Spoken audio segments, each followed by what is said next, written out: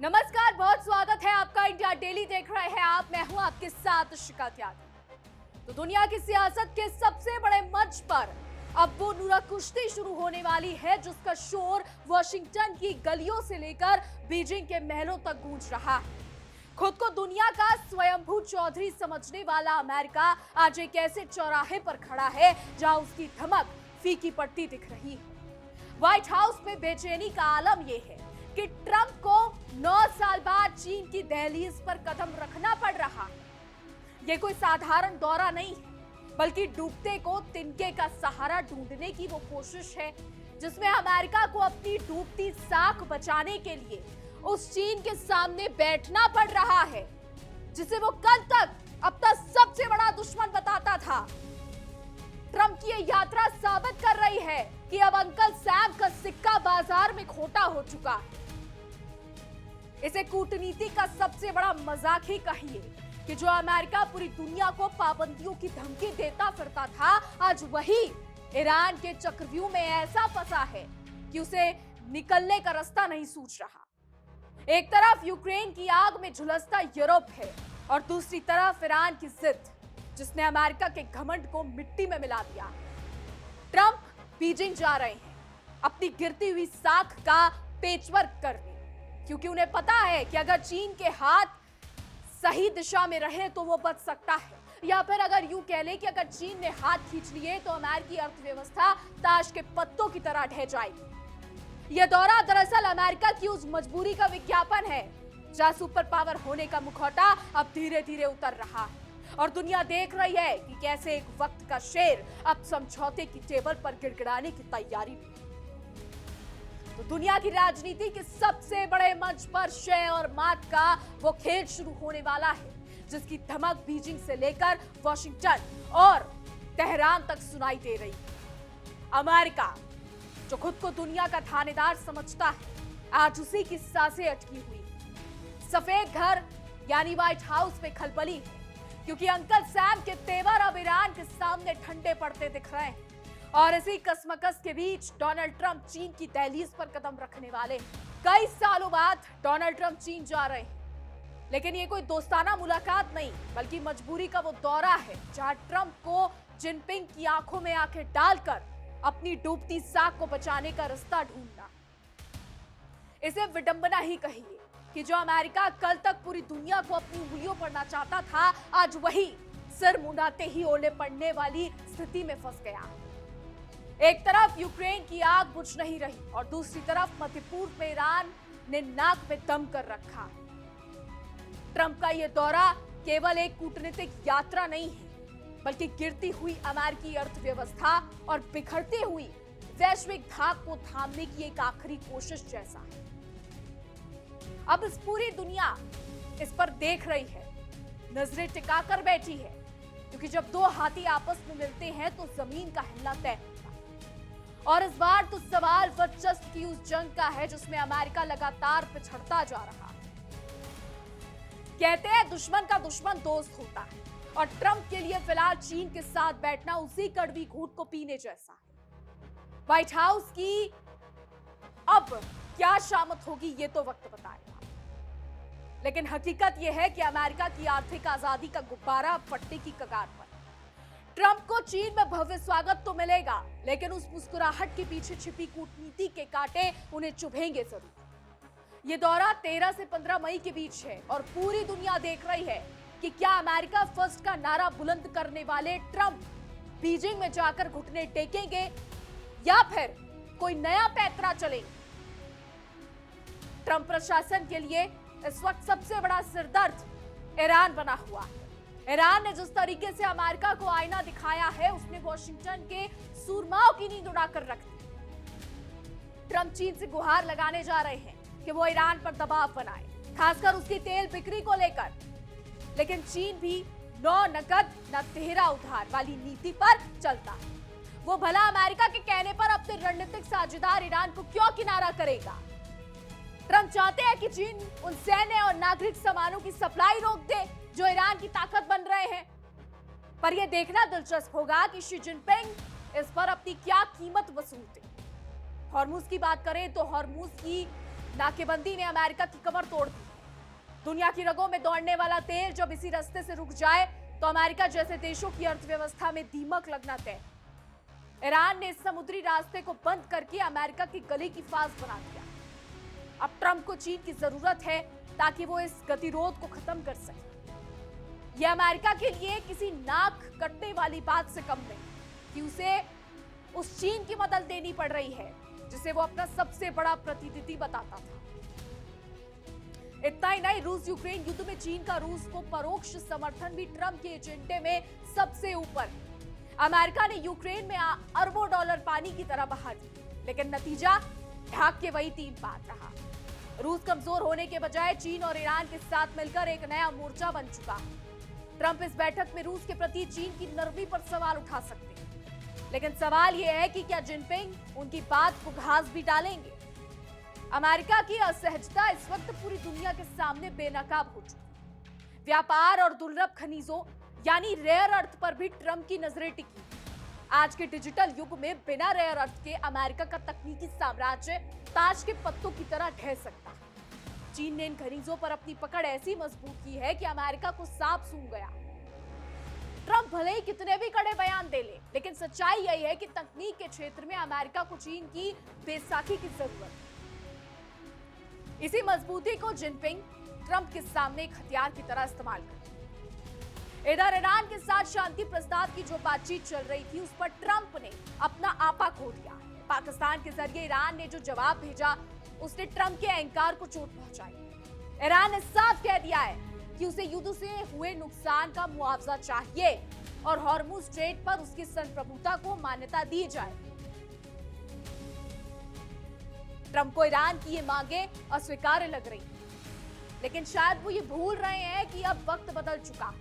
Iran अब वो पुराना ईरान नहीं रहा जिसे अमेरिका जब चाहे डरा धमका। ईरान ने जिस तरीके से 30 दिनों के लिए तेल प्रतिबंध हटाने और नौसैनिक नाकेबंदी खत्म करने की शर्त रखी है, उसने अमेरिका को दिन में तारे दिखा दिए। ट्रंप के लिए किसी अपमान से कम नहीं है। ये एक देश उन पर अपनी शर्तें थोप रहा है। ईरान ने अपनी परमाणु सुविधाओं को नष्ट करने से साफ मना कर दिया है, जो अमेरिका के लिए सरदर्द का असली काम है। 20 साल तक यूरेनियम संवर्धन रोकने जैसी शर्तों को ईरान ने सिरे से खारिज कर दिया है, जिससे ट्रंप बुरी तरह बिफर गए। ट्रंप ने सोशल मीडिया पर चिल्ला कर अपनी नाराजगी जताई है, लेकिन उनकी धमकियां अब खोखली नजर आती। उन्होंने ईरान के जवाब को खारिज तो कर दिया है, लेकिन उनके पास आगे का कोई ठोस रास्ता नहीं। अगर चीन के साथ बातचीत बेनतीजा रही तो ट्रंप की वापसी किसी हारे हुए सिपाही जैसी। इजराइल और अमेरिका के हमलों का जवाब ईरान ने जिस शिद्दत से दिया है उसने पश्चिमी देशों के सैन्य घमंड को चकनाचूर कर दिया।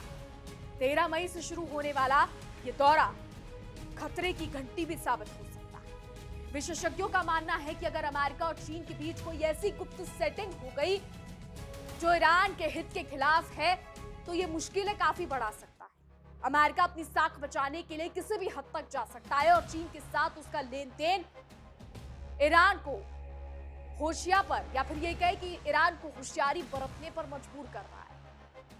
अपने काम से काम रखने वाले चीन के नेता हमेशा मुनाफे की सोचते और इस बार वो अमेरिका से बड़ी कीमत वसूलने की तैयारी में है। ये साल मीडिया रिपोर्ट्स के मुताबिक ट्रंप चीन को मनाने के लिए कई मोर्चों पर नरमी दिखा सकते हैं, जो किसी हार्ड लाइनर छवि के बिल्कुल उलट होगा। आखिर मजबूरी क्या ना कराए। अमेरिका का दौरा चेहरा भी यहाँ साफ दिखता है। एक तरफ वो दुनिया को लोकतंत्र का पाठ पढ़ाता है और दूसरी तरफ अपने फायदे के लिए उसी चीन के सामने हाथ फैलाता है, जिसे वो मानव अधिकारों का सबसे बड़ा दुश्मन बताता है। कहते हैं ना, हाथी के दांत खाने के और दिखाने के। यही वाली कहावत अमेरिका पर सटीक बैठती है। ईरान ने जो मुआवजा मांगा है वो अमेरिका के लिए एक बड़ा आर्थिक झटका हो सकता है। युद्ध की आग लगाकर उसे बुझाने का नाटक करने वाले अमेरिका को अब उसी आग की तपिश झेलनी पड़ी।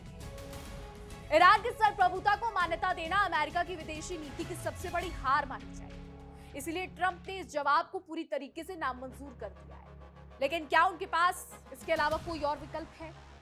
शायद नहीं। इसलिए वो चीन की शरण में जा रहे हैं। यह पूरा घटनाक्रम दिखाता है कि अब दुनिया एक ध्रुवीय नहीं रही। अमेरिका एक अधिकार अब ढलान पर है। चीन में होने वाली ये मुलाकात एक नई विश्व व्यवस्था की नींव रख सकती है, जिसमें अमेरिका शायद अब ड्राइविंग सीट पर ना रहे।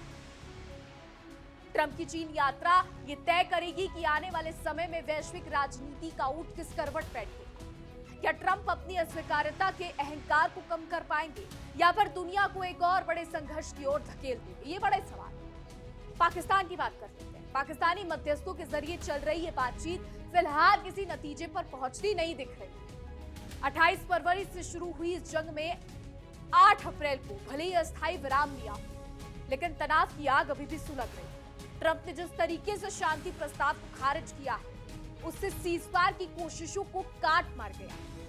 अब सबकी निगाह इस पर है कि क्या बीजिंग में जिनपिंग कोई ऐसा जादू करेंगे जिससे ट्रंप का गुस्सा शांत हो और ईरान को भी कोई रास्ता मिले।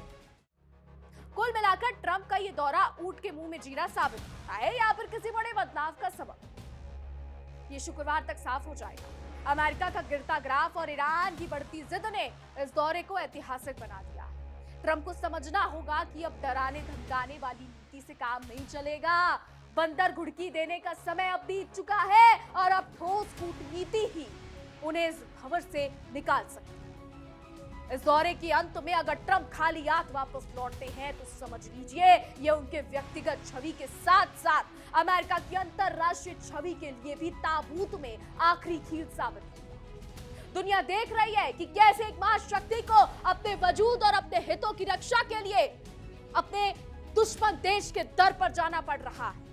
यह अंतरराष्ट्रीय संबंधों का वो दौर है जहां मजबूरी का नाम, समझ लीजिए, बल्कि मजबूरी का नाम वो नहीं जो आप समझ रहे हैं, यहां मजबूरी का नाम चीन होता रहा। तो अगले कुछ दिन वैश्विक भू राजनीति के लिए बेहद संवेदनशील हैं। ट्रंप की हर हरकत, जिनपिंग की हर मुस्कुराहट और ईरान का हर बयान एक नई कहानी लिखेगा। भारत को भी अपनी रणनीति बहुत संभलकर बनानी होगी, क्योंकि जब दो बिल्लियों की लड़ाई होती है तो काफी चीजें बदल जाती हैं। ट्रंप का ये चीन दौरा दरअसल अमेरिका के सुपर पावर होने के आखिरी इम्तिहान जैसा। अंत में यह देखना वाकई दिलचस्प होगा कि क्या ट्रंप चीन को ईरान के खिलाफ खड़ा कर पाएंगे या चीन खुद को एक वैश्विक मध्यस्थ के रूप में स्थापित करेगा, क्योंकि चीन भी दूध का धुला नहीं। अमेरिका को और पीछे धकेल देगा चीन, ये भी देखना होगा। अमेरिका की थोक में धमकियां अब बाजार में अपनी कीमत खो चुकी है, क्योंकि अब यह देखना होगा कि चीन क्या करेगा। अब देखना यह है कि ट्रंप बीजिंग से क्या लेकर लौटते हैं, समाधान या फिर और अधिक अनिश्चितता। पूरी दुनिया सांस थामकर बुधवार की शाम का इंतजार कर रही है जब ट्रंप का विमान बीजिंग की जमीन छुएगा। ये सिर्फ एक राष्ट्रपति की यात्रा नहीं है, बल्कि गिरते हुए साम्राज्य की अपनी साख बचाने की एक छटपटाहट। इस महामुकाबले में जीत किसकी होगी ये तो वक्त ही बताएगा, लेकिन इतना तय है कि अब अमेरिका की बादशाहत को चुनौती देने वाले खड़े हो चुके हैं और ट्रंप को उसी कड़वी हकीकत के साथ बीजिंग में बैठना। अमेरिका की हालत इस वक्त वैसी ही है जैसे किस्यान बिल्ली खंबा नीचे। ट्रंप बीजिंग जा तो रहे हैं, लेकिन उनके सूटकेस में समाधान कम और समस्याओं का अंबार ज्यादा। व्हाइट हाउस की प्रेस सचिव कैरोलिन लेविट चाहे जितने भी लुभावने शब्द इस्तेमाल कर ले, सच तो यही है कि ट्रंप को अब ईरान के सामने अपनी हार साफ दिखने लगी। चीन की धरती पर कदम रखते ही ट्रंप को यह एहसास हो जाएगा कि अब वो दौर लग गया जब अमेरिका की एक घुड़की पर दुनिया थक जाती है। आज हालात ये हैं कि अमेरिका को अपनी ऊर्जा सुरक्षा के लिए चीन की मध्यस्थता की भीख मांगनी पड़ रही है, जो कि उसकी वैश्विक दादागिरी पर एक करारा तमाचा। तो चीन में होने वाला उद्घाटन समारोह सिर्फ एक दिखावा होगा, असली खेल तो बंद कमरों में चलेगा। ट्रंप वहां जाकर लेन देन और निष्पक्षता की बात करेंगे, लेकिन क्या वो भूल गए हैं कि सालों से उन्होंने ही व्यापार युद्ध की आग सुलगाई थी। चाइना पर टैरिफ ट्रंप ने लगाया था, चीन या यूं कह ले कि ट्रंप ने पहले लगाया और फिर चीन ने पलटवाया। अब जब गले पड़ी ढोल तो बजानी ही पड़ेगी। तो ट्रंप को चीन के साथ उन्हीं शर्तों पर बात करनी होगी जो जिनपिंग तय करेंगे। रूस के प्रति चीन की नरमी ने पहले ही अमेरिका के घावों पर नमक छिड़कने का काम किया है। यूक्रेन युद्ध में अपनी साख और पैसे दोनों गंवा चुके अमेरिका अब चीन से गुहार लगाएंगे कि वो रूस और ईरान का सीधा साधा साथ छोड़ दे। और कहावत सुन लीजिए, नाच न जाने आंगन टेढ़ा। अपनी गलत नीतियों का ठीकरा ट्रंप अब दूसरों पर फोड़ने की कोशिश यहां पर करते नजर आते। सबसे बड़ी बात सुन लीजिए कि ईरान की है, जो अमेरिका के घमंड को मिट्टी में मिला चुका है। हॉर्मूज पर ईरान का कब्जा अमेरिका के लिए गले की हड्डी बन गया है।